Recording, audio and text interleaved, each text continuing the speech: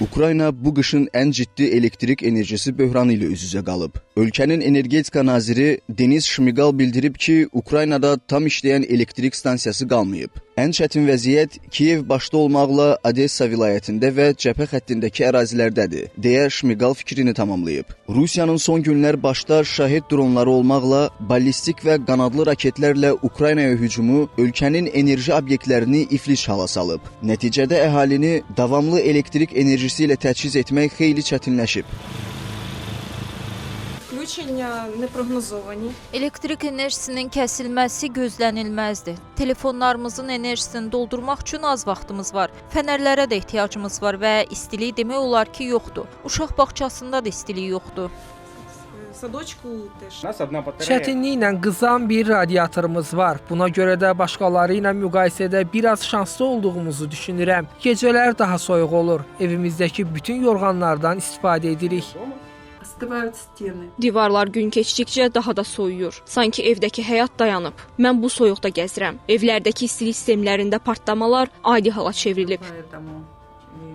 Digər tərəfdən Rusiya hücumları nəticəsində Ukraynada, xüsusən də Kiyevdə ciddi su böhranı yaranıb. Çünki zərbələr elektrik infrastrukturu ilə yanaşı su təchizatı sistemlərinə də ziyan vurur. Bu da əhalinin əsas ehtiyaclarının ödənilməsində çətinliklər yaradır. Üstəlik soyuq hava şəraitində bu böhran daha da dərinləşir. Bütün bunların fonunda rəsmilər arasında gərginlik artıb. Ukrayna prezidenti Volodimir Zelenski Telegram paylaşımında Kiyev meri Vitali Kliçkonu enerji böhranına hazırlıqsız olmaqda günahlandırıb. Kliçko isə cavabında hazırki vəziyyətdə enerji və elektrik işçilərinin gecə-gündüz işlədiyini və şəhər xəstəxanalarının, doğum evlərinin və kritik infrastrukturların generatorlara qoşulduğunu vurğulayıb. Bununla yanaşı Qərb analitiklərinin fikrincə ölkədə yaşanan ciddi enerji böhranı Zelenski hakimiyyəti üçün çətin vəziyyət yaradır. Yəni Rusiya vacib enerji infrastrukturlarını sıradan çıxararaq əhali arasında narazılıqlar yaratmaqla prezidentə təzyiqləri artırır.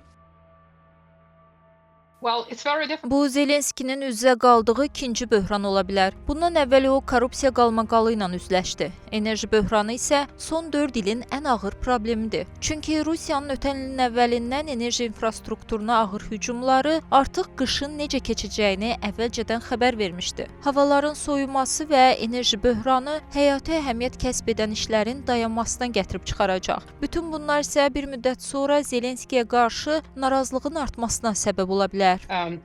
Avropa İttifaqının son hesablamalarına görə hücumlar hazırki tempdə və miqyasda davam edərsə, 2022-ci ilə qədər təxminən 15 milyon insanın yaşadığı sol sahil Ukraynanın bütün bölgələri elektrik enerjisinə çıxışı tamamilə itirmək riski ilə üzləşəcək. Çünki enerji şirkətləri avadanlıq ehtiyatlarının tükəndiyini bildirirlər. Güc transformatorları və digər vacib materiallar çatdırılsa da ruslar onları yenə vurur. Yeri gəlmişkən paytaxt Kiyevdə elektrik enerjisinin uzun müddət kəsilməsi səbəbindən supermarketlərin bağlanacağı bildirilir. Bundan başqa şəhərdə nəqliyyatın fəaliyyətində ciddi problemlər yaranıb. Strateji və Beynəlxalq Araşdırmalar Mərkəzi son 4 ildə Ukraynanın ciddi kadr çatışmazlığı ilə üzləşdiyini açıqlayıb.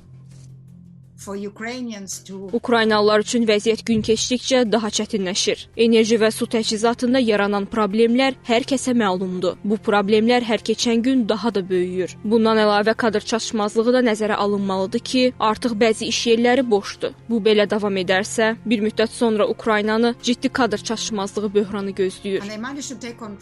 Rusiyanın ağır zərbələri nəticəsində yaranan enerji böhranı Kiyevdəki əhalinin miqrasiyasını da sürətləndirir. Vətəndaşların böyük qismi şəhəri tərk edir. Avropaya doğru böyük insan axını gözlənilir. Ukrayna getdikcə Rusiya raket tempi qarşısında müdafiəsiz qalır.